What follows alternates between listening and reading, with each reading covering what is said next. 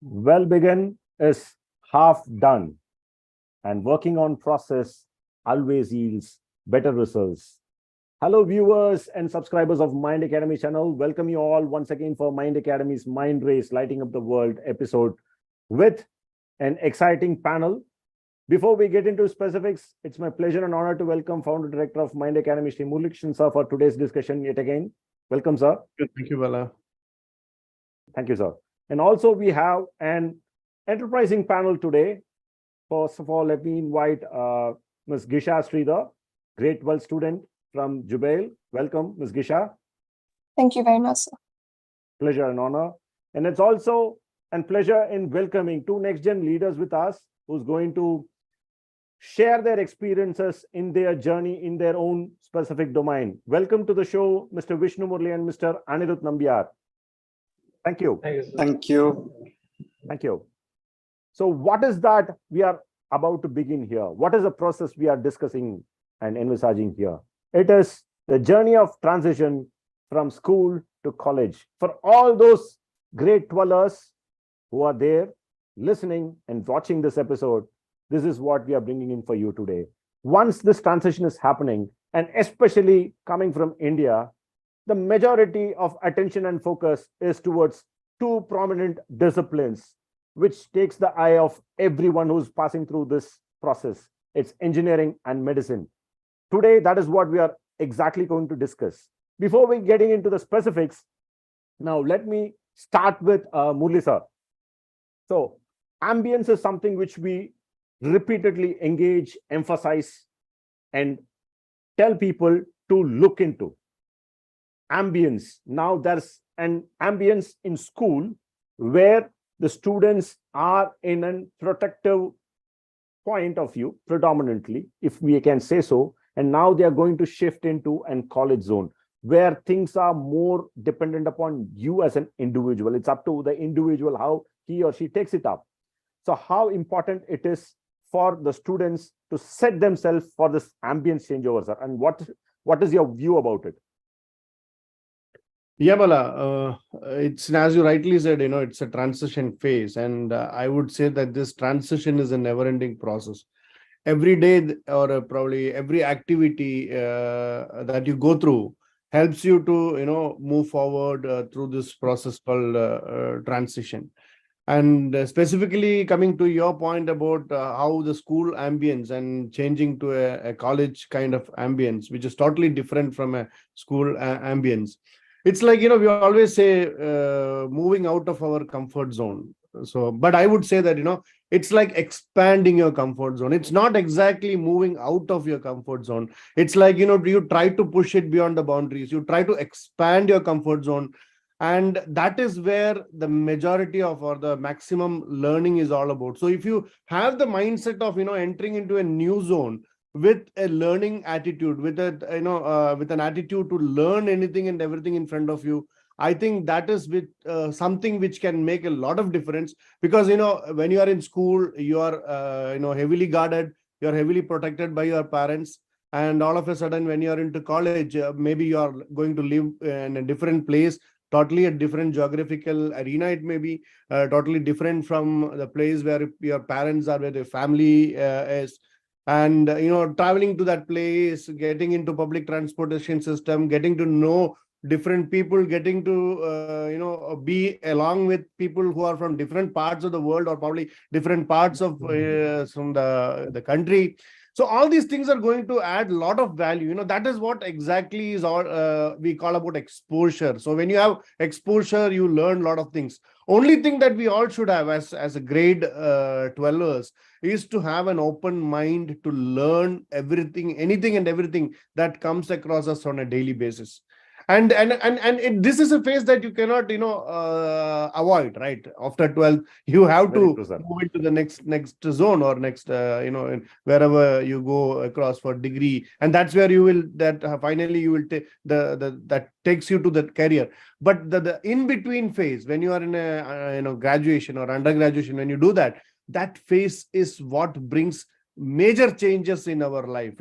As you are totally independent, you are trying to that's the time when you really feel that how independent you are and who you are. Many times, when we are with parents, we don't know, many times we don't know who we are.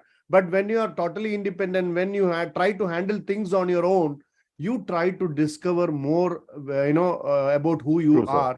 And that really helps us to move forward in life. What strength you already have, even taking a public transport system, especially, when you talk from an RI perspective or a Gulf perspective, it matters a lot. Only those, Understood, sir. I think probably with Mr. Anirudh and Mr. Vishnu who are there, they will be able to relate to that, how different it is. Even though it's a very simple thing, those minute things makes a lot of difference in life.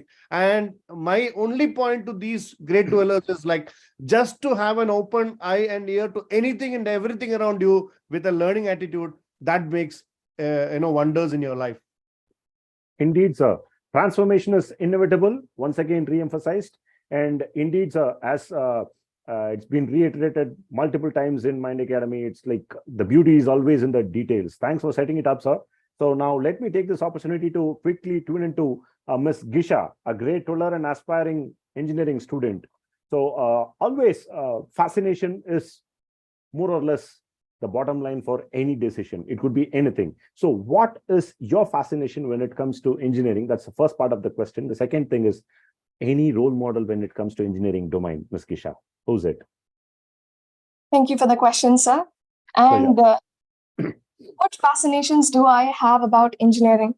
I think it's mostly, I'm more fascinated about learning what type of things they are, because usually, when we say about grade 12, it's usually about the student should choose what they're supposed to do at that right age, if that specific course interests them or not. And I think there's a very good opportunity to interact with the seniors, so we can get a good idea of what a specific course we are looking for and how good or how effective it is for us, because it's the only option we have and we don't have any other choice to change it afterwards. So may I begin with my question, sir, if it's okay? Please, you can. We have two people. Yeah, please go ahead. Please go ahead, Gisha. Being me as an engineering aspirant, I would like to know Vishnu's background. Like, which course you're studying in which university. It would make my questions more specialized to you in that way. All right. So, hi. Thanks for the question. I'm currently studying electronics and communications engineering. I'm a second year at NIT Warangal. That's great. That's really nice. That's one of the courses I'm looking forward to studying as well. So I would just like to know certain things about this course. I actually wanted to talk to one person as senior so I can get the actual idea, what do you actually study there?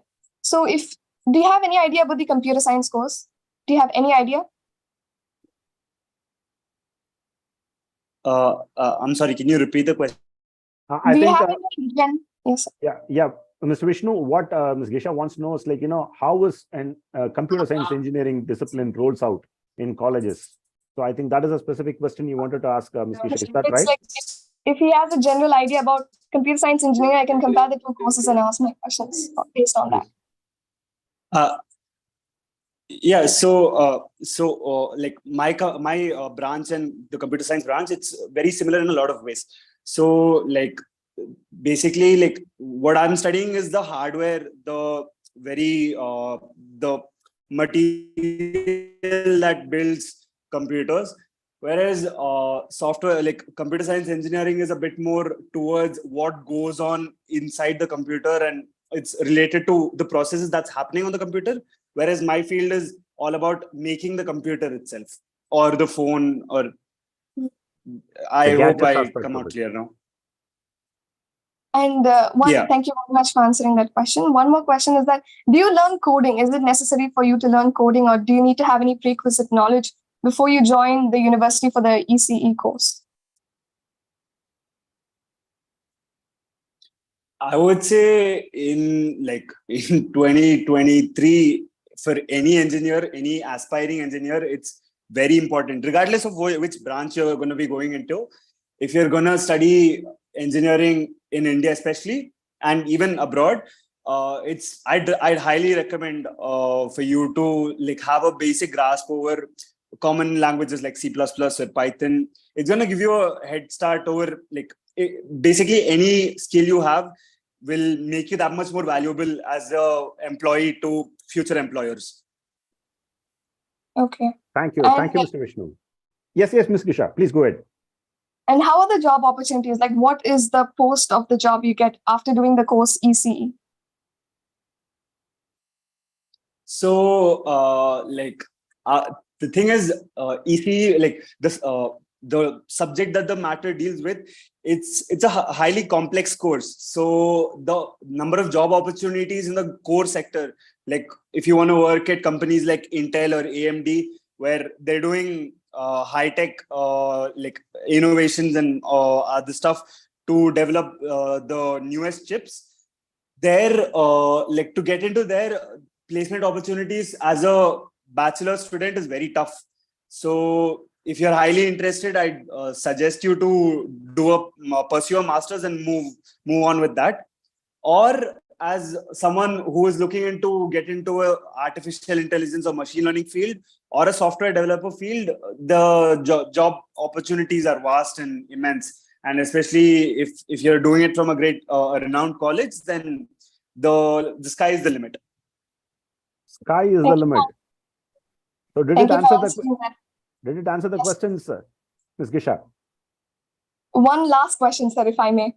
Please go ahead quickly. Are there any regrets joining the ECE course? Do you have any regrets? So the laugh sums it up. So so the thing is, like a lot of times, at least for this applies for colleges in India, like for me personally, like right after I was getting out of 12th, I was very much interested in core electronics and I really wanted to work in core electronics. And and I came with that enthusiasm to my first year, and I just saw like how things work in an engineering college. And a lot of the times it comes off as there are a lot of things that will drag you down with that will change your perspective towards the field. So most people either fight with it and go forward. There are a lot of my friends who are doing that, who are still passionate about electronics. And in my case, just the surroundings with the entire electronics has put me out of it. And I'm now more inclined towards artificial intelligence, machine learning. Thing is, eventually, like everyone comes with either no clue or you have some clue of where you're inclined to. And within the first year and a half, you're gonna have a feel of how this is gonna be. And once you pass through that phase, you'll either like most people just figure out what they want to do, or they're gonna remain confused. And I'd highly recommend you to research new fields and figure out what you want to do before it's too late. I think, I guess the answer, what I'm understanding is like, there's no regret. That's what the confident explanation brings onto the table, I guess. Thanks, Mr. Vishnu. And thank you, Ms. Gisha, for your questions. And coming back to the question which I asked you, what is a fascination and any role models to you in particular, before I quickly go into the medicine aspirant? Fascinations, I haven't thought much about that, sir. Really, I was fascinated about the course CSE and EC. I just wanted to know more. Wonderful. More than role models with respect to the field of engineering. I don't think so, sir. We see engineers everywhere, and I don't have a specific role model in engineering. Further opportunities in life, I have role models for that, but not for the specific undergraduation. Understood. Thanks, Gisha, for your questions. And equally, thanks, Mr. Vishnu, for taking it up in a very sportive way and answering our points in there. And before I quickly get into the medicine point of view, one personal question from my end. The myth about engineering, what you had before engineering, and is there any myth which you feel like, there is a change in that myth? If there is one, what is it? So I have two sides to this answer. The first one was, this is not just limited to engineering, like I'd say for any degree, just college in general. Like you have this Bollywoody sort of thing to college. Like when you when you enter the gates, you're gonna have air going here and there. You're gonna have people roaming in cars and bikes. That is Okay, one myth. One myth. Just with That's college broken. in general. Yeah. And I'd like to end it on a positive note by saying that one myth that is like that just floats around but isn't true is that engineers have no creativity. You come to Wonderful. you come to an engineering college, you will find people trying to make jugards out of anything and everything, and there's people Wonderful. trying to make the most of the least available. So yeah.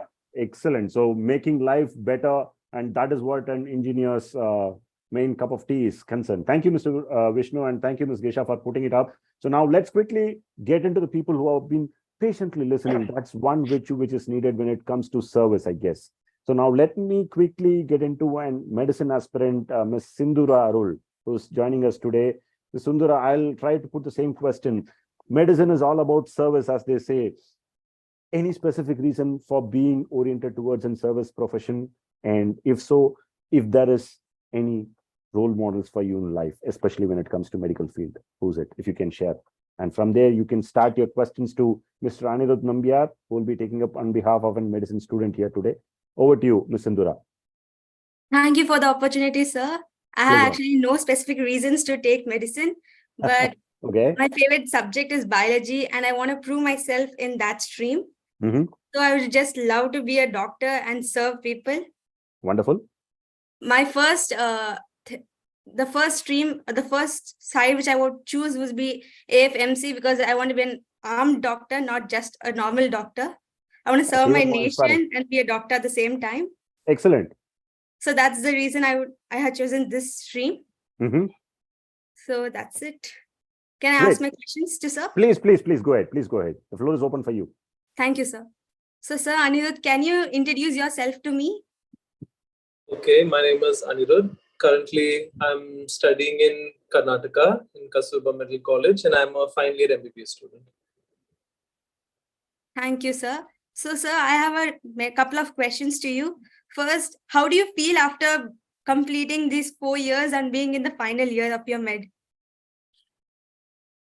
It feels really good. I mean, I felt like I joined this course thinking you said like you had no specific reasons, and that's totally fine because 90% of people over here also has no specific reasons.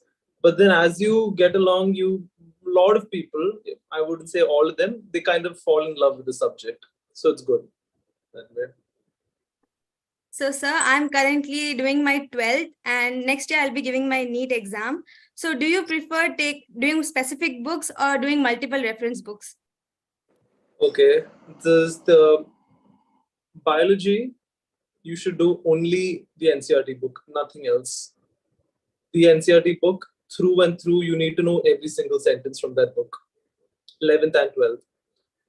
Chemistry, you will need a reference. Chemistry and physics, you'll need a reference book to study. You know, there's a lot of MCQ books, and for physics, there's HC Verma and everything, right? That should do. Or if are you in some online course or anything? Yes, sir, I'm doing Allen. Yeah, that's great. Then you don't need to look anywhere else. It doesn't matter what kind of resource you're using, as long as you're consistent with that resource and you stick to that resource. Don't go for like multiple things at the same time. That always has a negative outcome. Thank you for that, sir. And sir, is it necessary to study 16 to 18 hours per day?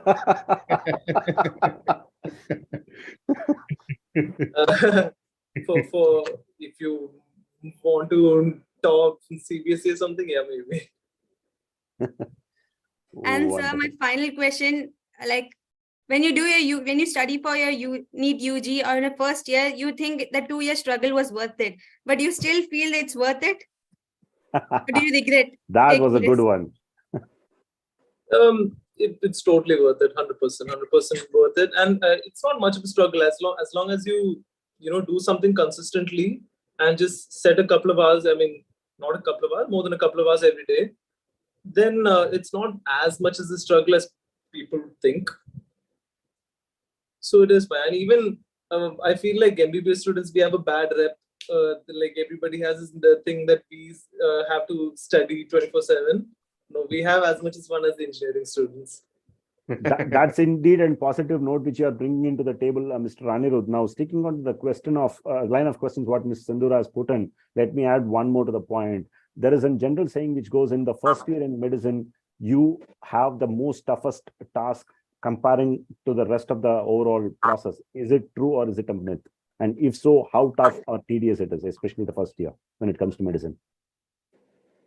The first year, again, it's all about consistency, and you have to be consistent in school also. Otherwise, your portions pile up, and and then you have to. It gets really stressful at the end. Okay. In MBBS, that piling up is 10 times faster. It piles up really fast. Okay. So But that is something which should be noted down. Very So yeah, simple. it's all about consistency. If you study like, let's say 3-4 hours a day, even first year, 3 hours, 2-3 hours a day, Mhm. 2-3 hours a day, you'd be, and consistently throughout the year, you're 100% good to go. Wonderful. Consistency is the name of the game. That's what Mr. Anirudh is bringing onto the table. So now let me quickly get into the other professional who's in the pursuit of completing his studies, the mid course of it, Mr. Vishnu. When an engineering student, for example, be it Ms. Gisha or anyone who is entering into the first year, it is kind of a basic engineering. It does not deal specifically with your core discipline. It goes from welding to plumbing to carpentry to all the basics of engineering, and how one can set themselves up when it comes to the first basic engineering point of view. Any tips or suggestions? Yeah. So basically, in your first year, you're gonna have like luckily enough for me, my college changed the policy just for like from my batch onwards. So I haven't had to do engineering, graphics, or any of that. But from what I've heard my friends, yeah. So from what I've heard my friends tell, ironically enough, first year is the year where you score. Okay. So Yeah, all these, like maybe like depending on your interest, maybe if it's engineering, graphics, or whatever it is, like you might fall short somewhere. But there'll be a bunch of other subjects, like it's all basic science subjects. It will be very closely related to your 11th, 12th. Mm-hmm. So like I'd say you can get on there without much effort at all. You could put in maybe 1 or 2 hours a day and you'd be in great form, because the other students wouldn't be even doing that. Thank you. So yeah, so I'd say try to make the most of your first year.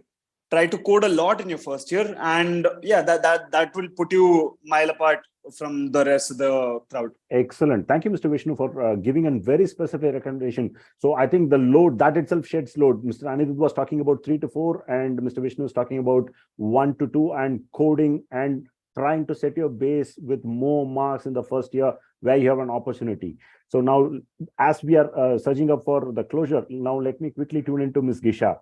Any final questions or remarks you would like to put in forward to either Mr. Vishnu or anyone in the panel? So, for example, Mr. Murli sir. So this is a very, how do I say, a kind of typical reality type of question. You have studied here in Indian school, I suppose, and you've gone to India. How was the shift from here to there? So we could relate more with you in that case. So see, like if I'll be frank with you, if you go to like if you're doing your admissions through DASA, more often than not, you're going to find a lot of people from similar like Gulf countries, people who have had similar upbringings. And I'd say this is the case for like even private colleges, or maybe even I'm sure Anirudh might also be able to relate with me. He might have also had friends from like neighboring countries like Qatar or wherever it is. And so like you sort of like in the first year you find these people and you'll have a very similar experience. And especially in the first year, these are the people who you need to hold on to, because you're having a very similar experience. And so it's easier when you have that experience together. It's easier when you are sharing it with someone. And then I'd say don't just stick to them. Like expand your horizon, go make other friends, get to know how all these other people have come to this college, how they've lived their life, what their routines are. Yeah, like, but for the initial part, I'd recommend you to stick with people who've had similar experience, and then move towards people who are sort of different than you.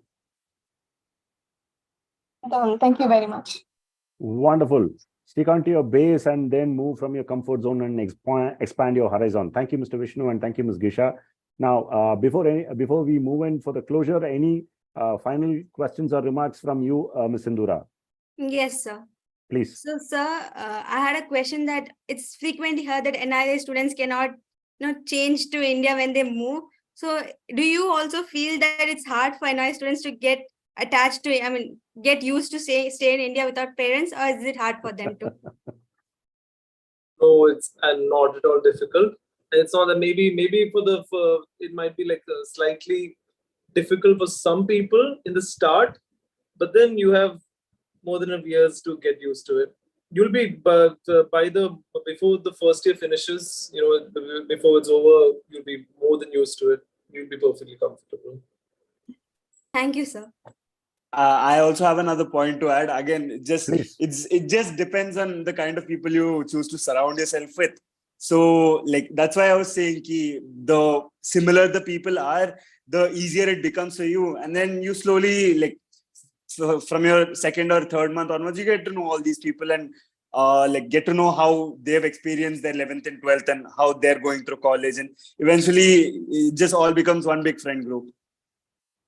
Indeed, one big friend group. Well put, Mr. Anirudh and Mr. Vishnu. Indeed, however said and done, more than the academia, especially for the first year, it is all about the change in the ambience and how we set ourselves up.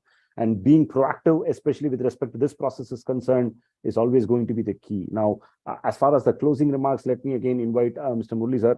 What could be the prospective actions the students who are especially in grade 12 can engage or set themselves up as far as this transition phase is concerned? It is inevitable, as you rightly said at the beginning, but what could be the prospective actions they can be engaging upon, sir? Your thoughts and insights. Yeah, well, I'll quickly go through that, and I would say the three main points. Please, sir. One is focus, priority, and then reference points. Wonderful.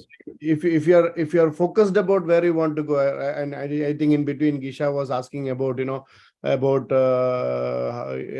her vision, and then Vishnu was trying to say that first year you may not be able to find it out, and then you slowly Clarified. So that is where, so if you're focused enough and try to go through things around you, you will slowly fall into the track which you really want to know. Because at 12 you don't know much about the subject. Yeah, as we were mentioning, like somebody likes a subject because of biology, they are going to become doctors, but they really don't know where they really want to go. So it's all about focus towards anything and everything around you, so that you get to know what real learning that you can take it up further, and then move forward.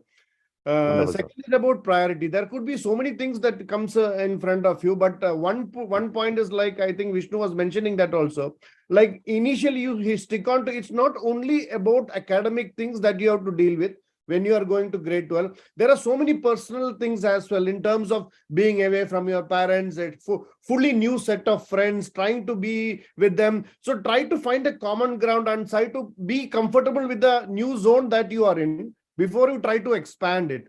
So have priorities within you. Maybe your engineering, physics, or maybe whatever subjects you are reading, that may not be your initial priority. Initial priority may be to fix yourself up in a solid ground, so that you can move forward from there.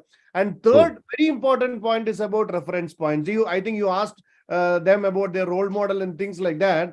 Not necessary that we should have an international role model, someone, but somebody who you can relate to. It could be from academics, it could be from certain personal things, how you can shape up your attitude and those kind of things. So some person is doing something in a very nice way.